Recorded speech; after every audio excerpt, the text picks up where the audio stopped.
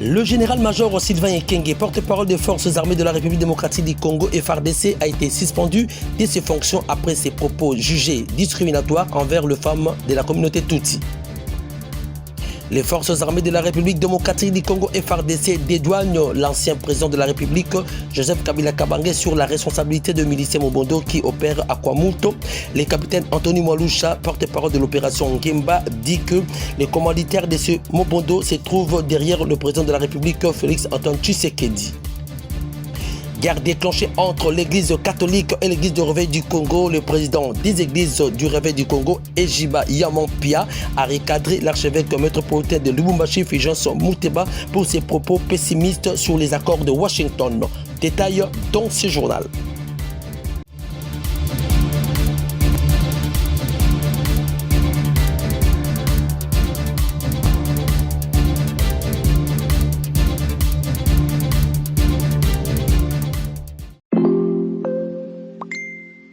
À ces violences, je m'excuse, ça ajoute la prolifération des barrières illégales où des taxes arbitraires sont imposées aux usagers de la route. Les ressortissants de Walikale vivant à Goma alertent sur l'insécurité dans leur territoire entre meurtres, pillages, enlèvements et violences sexuelles.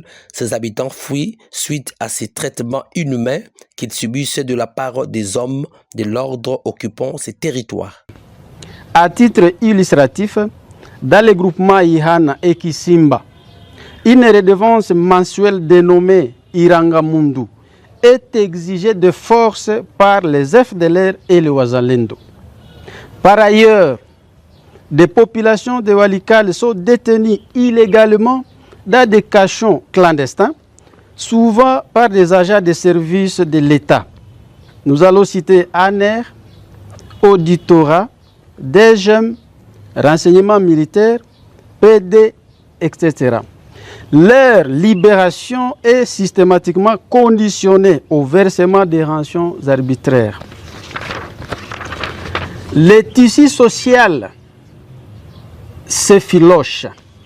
De nombreux villages se vident de leurs habitants suite aux exactions répétées. Les infrastructures de base sont délibérément ciblées. Les professionnels de santé menacés sont contraints d'abandonner les malades, tandis que de nombreuses écoles ferment leurs portes suite aux représailles menées par les FDLR, les Wazalendo et le FARDC. Les drames récents du 15 décembre 2025 dans le village Tuonane, en groupement Wallowa-Loanda, en secteur de Wanyanga, illustre cette horreur de maisons incendiées et de civils lâchement assassinés par des éléments FDLR ont jeté leurs survivants sur les routes dans un dénuement total et sans aucune protection. De même, dans le groupement Bakonjo, secteur de Bakano, en novembre dernier, des Wazalendo ont attaqué de paisibles populations entraînant mort d'hommes.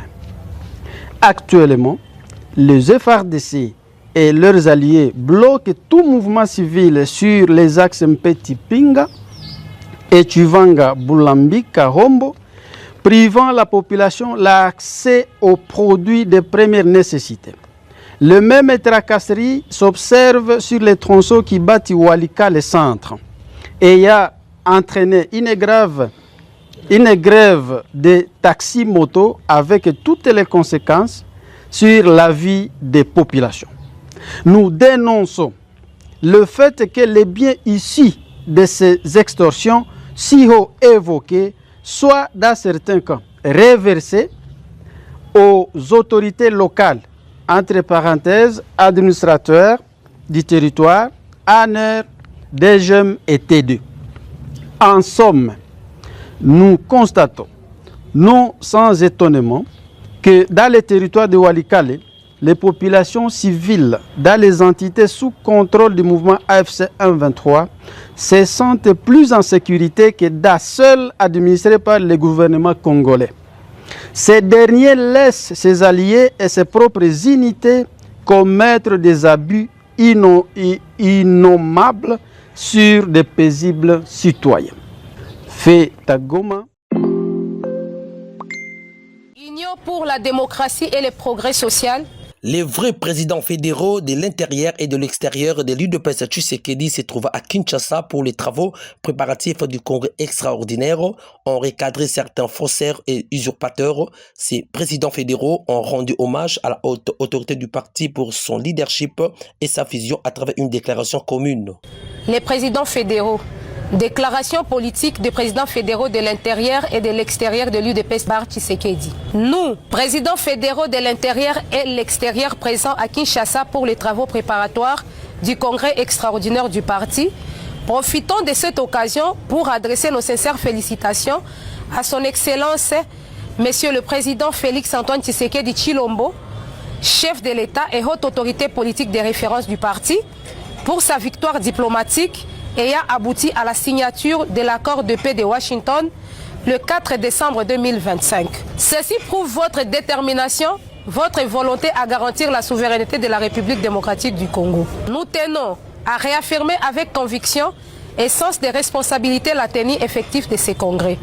Ces rendez-vous majeurs constituent un moment essentiel de consolidation de l'unité du parti et de la clarification stratégique.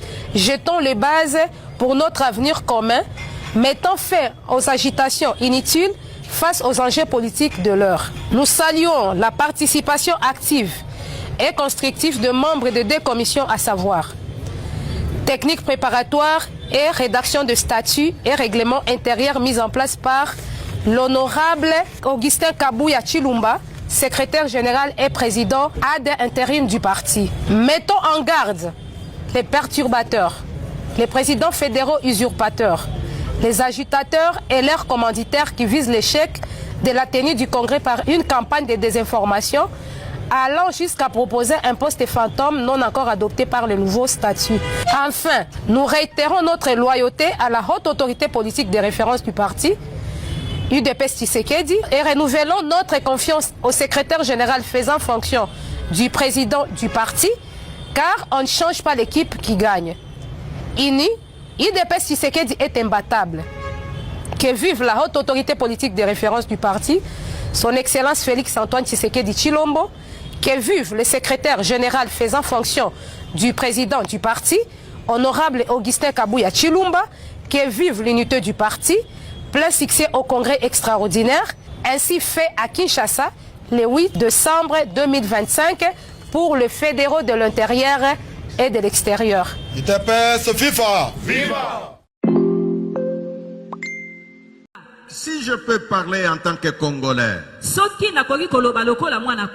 alors je peux dire à l'église de Dieu, et partant de là au peuple congolais, nous pouvons remercier Dieu. Choqué par les propos tenus lors de la messe de la naissance de Jésus-Christ par l'archevêque métropolitain de Lubumbashi, Jean-Son Mouteba, sur les accords de Washington qui est selon lui pour protéger les pouvoirs de Félix Tshisekedi au détriment du peuple congolais, avait-il martelé. Par contre, l'archevêque Ejiba Yamampia, président des églises de réveil du Congo, RSC en sigle, lors de sa prédication a recadré le président de la SENCO en disant que, contrairement aux propos de Jean-Son Mouteba, ces accords ne sont ni à l'avantage d'un régime, mais plutôt pour le peuple congolais. Les patrons des églises de réveil a confirmé que ces accords sont signés pour le bien-être de la République démocratique du Congo. Ils visent la prospérité du pays. Pour les accords que notre pays a signés avec les États-Unis, c'est là que je peux dire aux serviteurs de Dieu comme moi,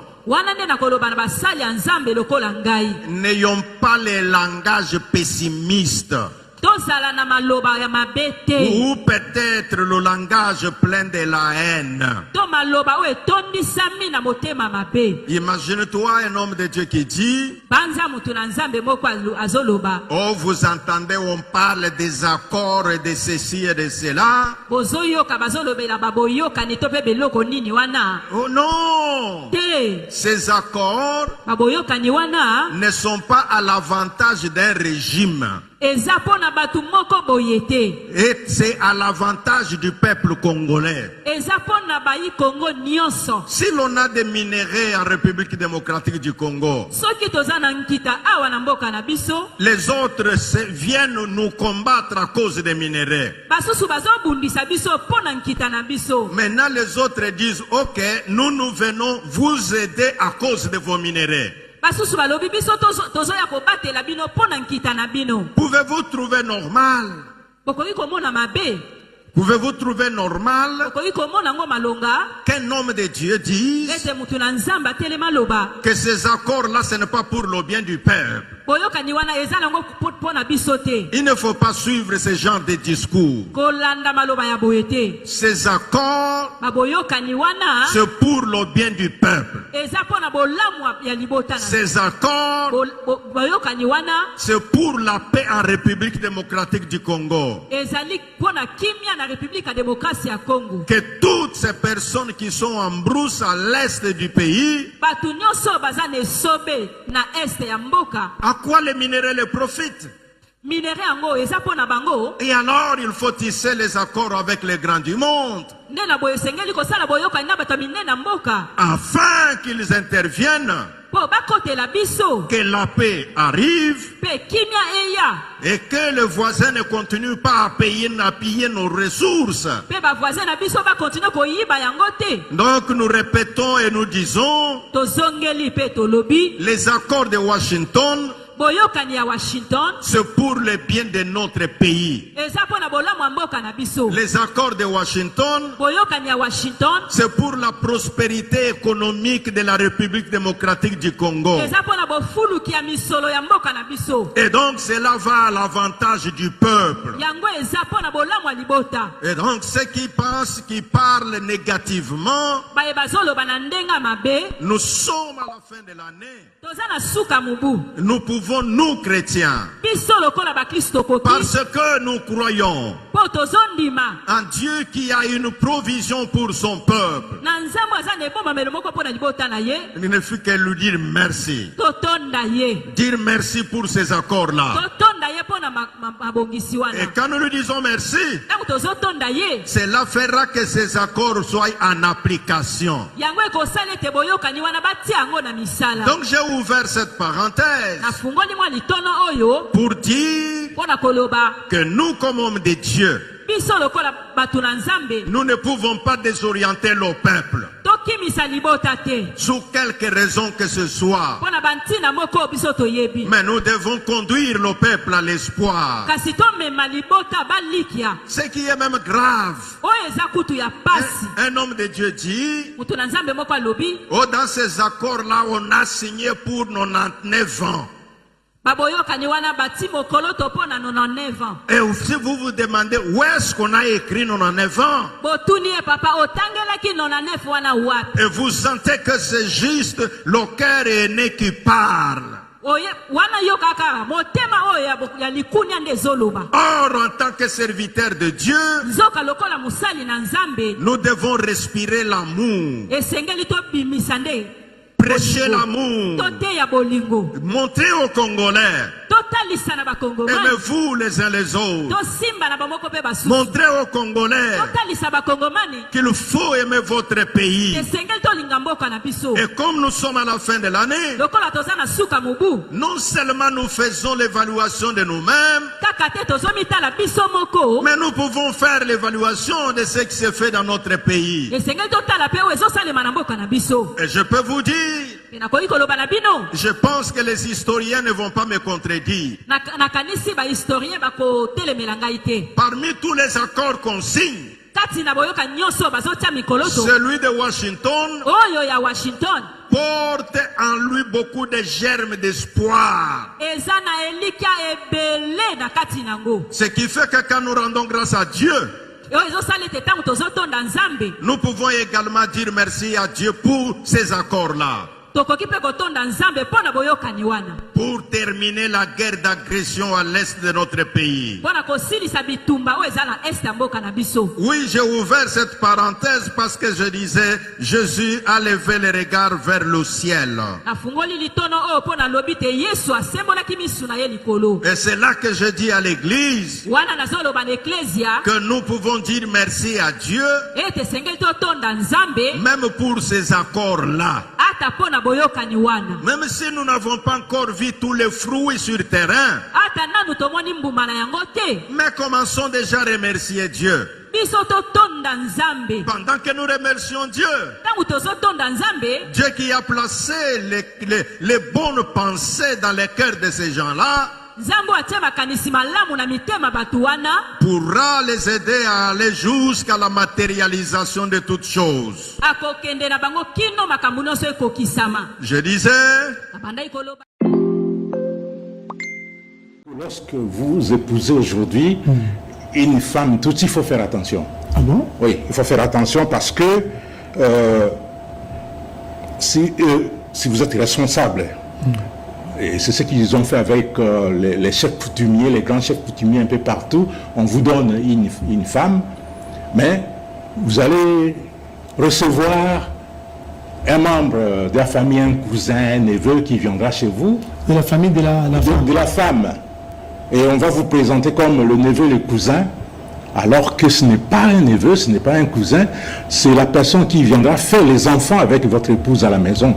Et on vous dira que non, les enfants naissent Tutsi comme des Tutsis parce que la race Tutsi est supérieure, alors que c'est une perfidie. Les propos tenus samedi 27 décembre 2025 à la radio-télévision nationale congolaise RTNC ont suscité une polémique dans l'opinion tant nationale qu'internationale.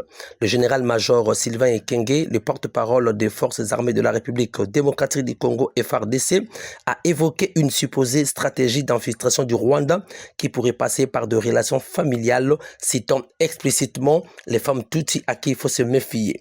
Ces déclarations ont été jugées stigmatisantes dans le contexte du conflit avec l'FC M23, soutenu par Kigali dans l'est du pays. L'état-major général des FARDC n'a pas laissé faire son porte-parole. Ce lundi 29 décembre 2025, dans un communiqué, l'armée condamne les propos du général Sylvain Ekenge qu'elle juge incompatibles avec les valeurs républicaines et les missions constitutionnelles dévolues au FARDC et le suspend. L'état-major précise que ces déclarations ne reflètent ni la position officielle de la République démocratique du Congo, ni celle du gouvernement congolais, non plus celle du président de la République, Félix Antoine Tshisekedi. Oui, le Rwanda est capable de tout. Et le pouvoir rwandais est déterminé à déstabiliser la République démocratique du Congo, à déstabiliser notre pays et ses institutions. Et c'est pourquoi j'interpelle tous les Congolais, que vous soyez de gauche ou de droite, du centre ou je ne sais de quelle obédience, nous n'avons que ce pays et nous devons le protéger. Et nous devons ouvrir l'œil et les bons, puisque les Rwandais ne baisseront jamais pavillon. Ils vont continuer autrement à chercher à déstabiliser notre pays par d'officiers généraux et supérieurs arrêtés. Ce sont des officiers généraux et supérieurs qui ont été manipulés par les Rwandais. Et ils ne s'arrêtent pas là. Le fait qu'on les ait interpellés, ils sont essoufflés. On les a coupé l'herbe sous les pieds, bien sûr, mais ils sont en train de monter d'autres stratagèmes pour essayer de porter un coup fatal à notre pays. Donc, il faudrait que les Congolais, où que nous soyons, nous puissions ouvrir l'œil. Et surtout nous qui sommes ici à Kinshasa, au Congo central, à l'Équateur, au Grand Équateur, dans la province, la grande province orientale, le Grand Bandundu, nous devons faire attention. Ne croyons pas que la guerre est seulement à l'Est. Elle peut venir ici par d'autres moyens. Donc, comme on dit à Lingala, Bamobondo, Bolo Kakawa Mobondo, Ezali Kabila.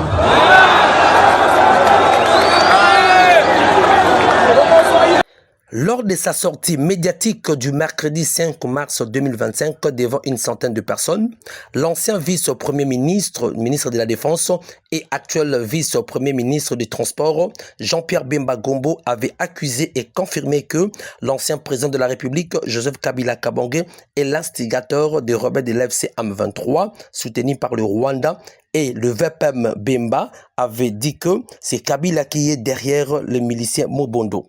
Les FARDC ont changé les narratifs contraires à celui de Jean-Pierre Bemba. Selon le porte-parole de l'opération Ngimba, le capitaine Anthony Mwalusha a fait une révélation sur laquelle ces miliciens Mobondo sont commandités par des personnes qui sont proches ou derrière le président de la République, Félix Antoine Tshisekedi. Parce que ceux qui balinguent par preuve, là ça n'a pas preuve nyoso. Azalaka ministre de la Défense, donc Kangaka Bango, moto azali simaya ba M23, na ba AFC bo kakawana, moto azo financer Bango, ezali nani? Ezali Kabila. Oya kotia tembe, nazo selaye, yoza na ba preuve nyoso. Et puis tokokoma na niveau pourquoi? Pourquoi Kabila Longwa Mboka Noki? Pourquoi? Ayokaka Sango Moko. Oui, Salama. Et à l'objet Aïe. Wana Sokizaboé. Amoni Loboko Dagaï. La majorité de gens qui sont derrière Mobondo, je me répète, sont souvent derrière le président de la République. Que ces mouvements tout simplement terroristes. Pourquoi je vous dis que c'est un mouvement terroriste? Parce que vous avez vu, moi et vous, les atrocités commises par ces mouvements rebelles au village Nkana, au village Nkumankiro et à certains villages le long du fleuve Congo où les femmes ont été non seulement violées, mais décapitées, où les corps humains a été morcelé, tout simplement. Vous avez vu les images des dames qui ont eu la vie sauve, tout simplement parce que Mobondo est arrivé et a incendié le village. Mais avant d'incendier des maisons, des cases, ils ont pris l'initiative de récupérer toutes les dames qui étaient là, les enfermer dans la maison et mettre le feu. C'est tout simplement inacceptable dans un pays comme la République démocratique du Congo, un pays démocratique. Quand on appelle la RDC un pays démocratique, ça ne donne pas droit à ces voyous-là de marcher sous la loi de la République. On ne trompe pas la République chaque jour. Nous savons très bien, parce que nos services spécialisés sont en train de travailler là-dessus. Il y a déjà des rapports déjà donnés et d'autres rapports suivront bientôt à la hiérarchie militaire pour alerter non seulement l'armée, mais aussi les décideurs politiques que dans le plateau des Bateke, que dans la commune de Maluku, il se passe du terrorisme tout simplement. Et que tous ceux qui ont de belles paroles auprès du président de la République, auprès des autorités compétentes, c'est du flou. Je vous dis aujourd'hui, sans mâcher les mots, que c'est du flou. Nous avons des preuves et ce que nous venons de vous montrer, c'est tout simplement l'échantillon de ce qui se prépare dans cette partie de la République démocratique du Congo. Et à savoir aussi, votre armée, à travers les services de renseignement, est en train de travailler là-dessus pour établir les liens entre ces mouvements rebelles Mobondo et aussi avec d'autres mouvements rebelles à travers le pays.